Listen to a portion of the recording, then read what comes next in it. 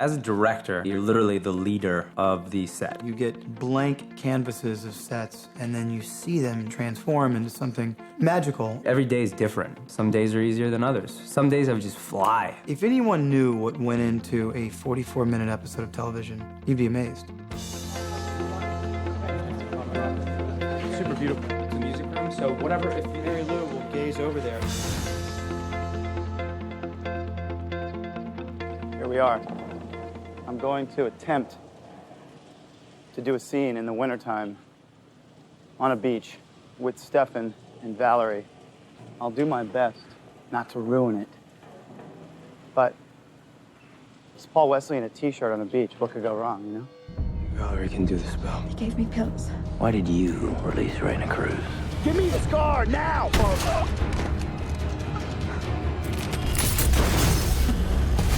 This episode was very, very different than the last one, and ultimately, it had to set up a lot for what was gonna happen from 16 until 22. We're now 3 years in the future, and we're not going back. Nora, don't! You must live. There is no life without you. Everybody quiet, and action. Because it's such a slow push in. The way I've worked as an actor, I work ultimately as a director, where I would literally go down and break down every character as well as every scene. Before I ever sat in the chair to say action once, I had about 150 hours into the story and the characters. She said, I prefer the direct approach. It's an extraordinary amount of preparation. I'm sure you're tired of seeing the same thing over and over again.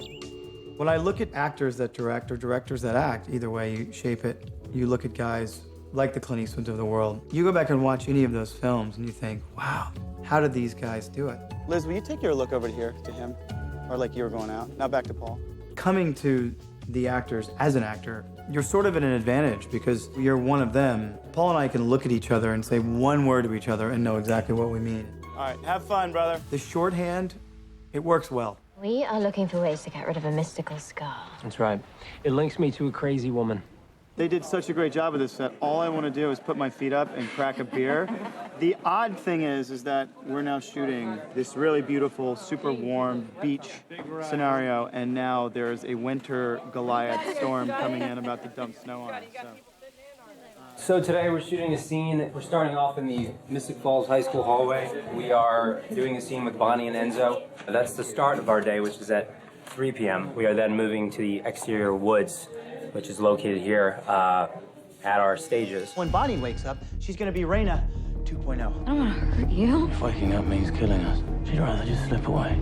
Monster. Sure am. Sorry, Bonnie. Had to get you to wake up somehow. I need to kill Damon first. I'm in.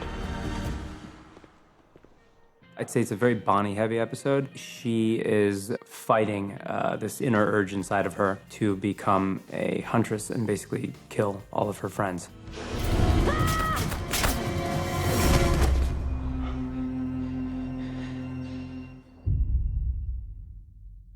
All right, cut. All right, great.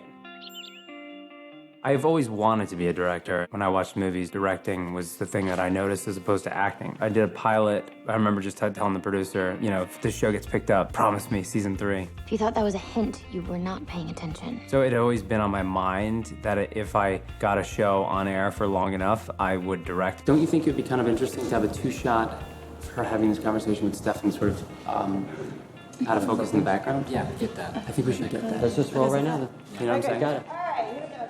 As a director, I've learned to not watch my own performance in close-up. I just ask my DP or people in the dit tent, whomever, the camera operators. I ask the writer if they think it was tonally there, and they say yeah, and I don't really need to watch it. Well, I never said I didn't have an idea.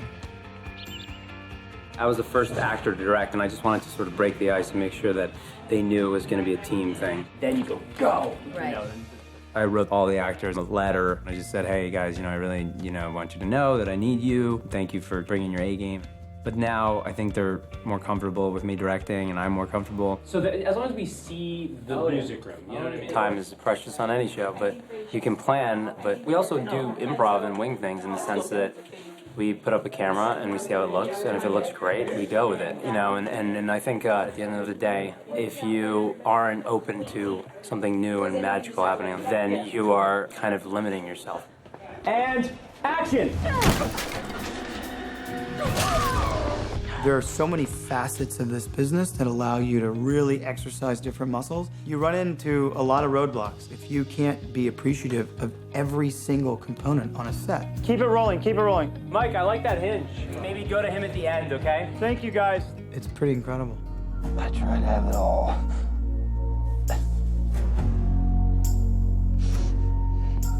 Next time it'll be different. What I would say, and I say this from experience, focus on your project. Really create a positive environment where everyone who's really good at their job feels that they can do it. B-Mark. If you're gonna do it to the best of your ability. I mean, dive in. I think make people feel comfortable, particularly actors, make them feel good, tell them that they're great. So that you've prepared so much that at least you're confident when you walk on the set.